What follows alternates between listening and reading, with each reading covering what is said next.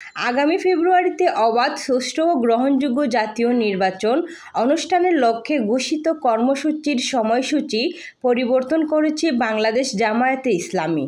তবে ৪৭তম বিসিএসের লিখিত পরীক্ষার কারণে ১৮ ও ১৯ সেপ্টেম্বর সকালে কোনো ধরনের বিক্ষোভ না করার সিদ্ধান্ত নিয়েছে দলটি। মঙ্গলবার ১৬ সেপ্টেম্বর দলটির কেন্দ্রীয় প্রচার বিভাগ থেকে পাঠানো এক বিজ্ঞপ্তিতে বিষয়টি নিশ্চিত করা হয়েছে। এতে বলা হয়েছে, ৫ দফা দাবিতে বাংলাদেশ জামায়াতে ইসলামী আগামী ১৮, ১৯ ও ২৬ সেপ্টেম্বর ৩ দিনের কর্মসূচি ঘোষণা করা হয়েছে। পরে জানা যায়, আগামী ১৮ ও ১৯ সেপ্টেম্বর সকালে বিসিএস পরীক্ষা অনুষ্ঠিত হবে। বিষয়টি আমলে নিয়ে বিসিএস পরীক্ষার সুষ্ঠু ও শান্তিপূর্ণ পরিবেশ নিশ্চিত করার স্বার্থে বাংলাদেশ জামায়াতে ইসলামী অত্যন্ত সচেতন ও দায়িত্বশীল অবস্থান নিয়েছে। তবে বিকেলে কর্মসূচি পালন করলে পরীক্ষার কার্যক্রমে কোনো ব্যাঘাত ঘটবে না।